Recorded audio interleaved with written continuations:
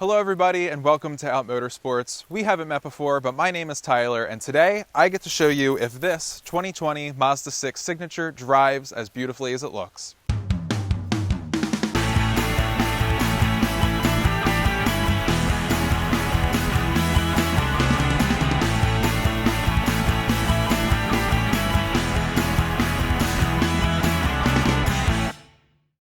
So even though this generation of the Mazda 6 has been around in some form since 2014, Mazda gave this one a bit of a refresh in 2018 when they came out with their Skyactiv 2.5 liter turbo engine. This engine has 227 horsepower and 300 foot-pounds of torque, and it's really, really grunty. We'll give you a bit of an acceleration run here, nothing crazy, but just floor it. A little bit of wheel spin through first, traction control's on. Although this engine does rev all the way up to 6,000 RPM, it shifts around 5 to 5,500. 0 to 60 comes up in just about 6 seconds, and it is definitely what this car needed.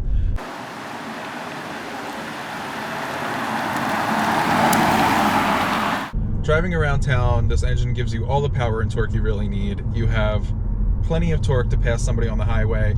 The transmission is a 6-speed torque converted automatic, and it is super responsive. Although I would love to see a manual on this, everybody would. I really don't have any complaints with this automatic. The paddle shifters are ultra responsive. In automatic mode, when you put your foot down, you get the kick down mode that you get in a lot of German cars like BMW and Audi and such. And in kick down mode, the transmission will drop a gear, 2 gears, however many it needs, and you'll go. They're almost on par with the ZF8 speed that is in almost everything these days, especially the German cars. The paddles themselves are plastic, but for $35,000, what else would you expect? That leads me to the rest of the interior though. The rest is fantastic. This car particularly has the parchment Napa leather. It's this gorgeous white, and even though I've spent a lot of time in this car in and out over the past week, it seems to hold up to wear and tear and staining perfectly fine. On the dash you get this faux suede. It's stitched in white suede. There's white leather stitching all over the side of the door panels, all up and down the seats, even down on this center console right here. There's leather everywhere. One of my favorite things they did is incorporate the door handles into the side trim right here in the front and rear doors. It's super sleek and it's just a really cool feature. The chassis in this car is also fantastic. Mazda implemented what they call G-vectoring technology, and although that does sound like it might be some trickery in the front differential, what it actually does is imperceivably cut power on turn-in. What that does in return is do what any good driver would do, and that would be let off or trail brake into the corner and load up that front suspension so you get just a little bit better response.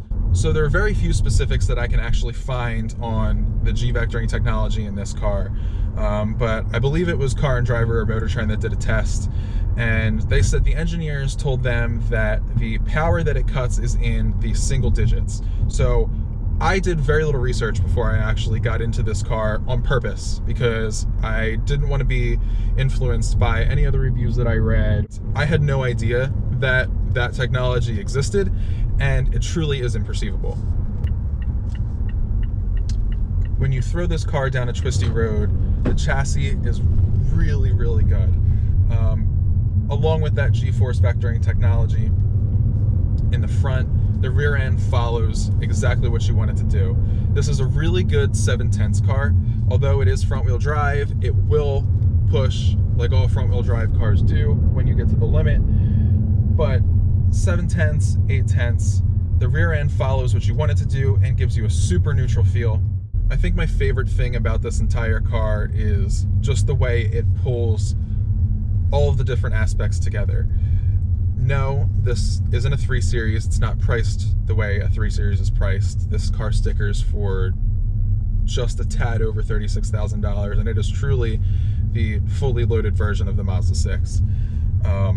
But for the price, the only thing that comes close to this would be the Honda Accord 2-liter Sport, as I brought up before, and the interior is worlds better in this car. The Honda interiors are great. but it's just not quite on the same level as this. How will it hold up over time? We don't really know, but I can say that I've been in this car for a week now, and I work on my cars a lot, especially during all this quarantining, and I've gotten in and out of this car with dirty pants, dirty hands, and there's no staining on the steering wheel, no staining on the white leather of the center console. The seats still look fantastic. On top of that, they're incredibly comfortable. With the heated and cooled seats in this car being so comfortable, it really does lend itself to longer road trips. Mazda seems to have improved the road noise, wind noise, and engine noise in this car, which was a common complaint that a lot of journalists seem to have on the previous model. You also get a suite of driver assistance technology in this car to help with those longer road trips.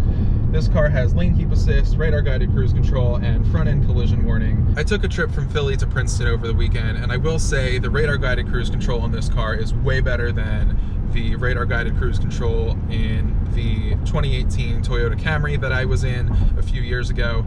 This car will allow you to follow a little bit closer, and when somebody cuts between you and the person in front of you, it doesn't hit the brakes at all. The only time this car will hit the brakes when somebody does that is if they hit the brakes themselves. While it's definitely a major pro that this car has such good driver assistance technology, I do have a couple complaints with the infotainment in this car. I love that it's a lot like BMW iDrive. You control it with the knob down here, just like in every other Mazda product, if anybody's familiar with that. It is getting a little bit outdated. I know they've updated it on the Mazda 3, and I've yet to drive that car. I know Jake drove that car earlier in the year, so if you want to see any of his comments on that, I'm sure you can go back and watch that video.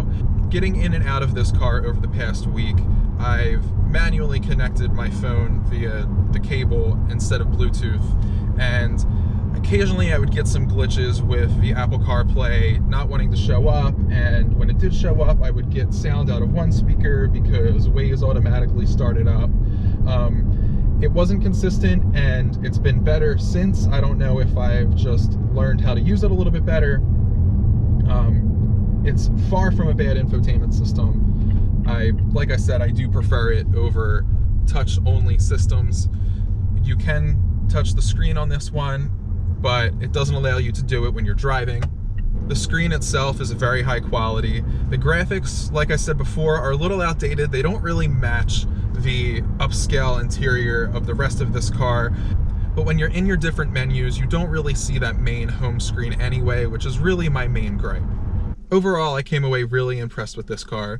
Compared to its main competitors like the Honda Accord and the Toyota Camry, the interior in this really is a class above the rest.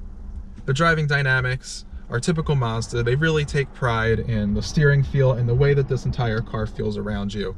I think if I was in the market for a brand new sub $40,000 mid-size sedan, this would be the one that I would get. If you guys are interested in a more detailed overview of this car, go check out our website, outmotorsports.com, where I've written an article to go along with this video. If you liked this video, please subscribe, comment, let us know what else you want to see. Check us out on Instagram and Facebook as well, and thank you guys so much for watching.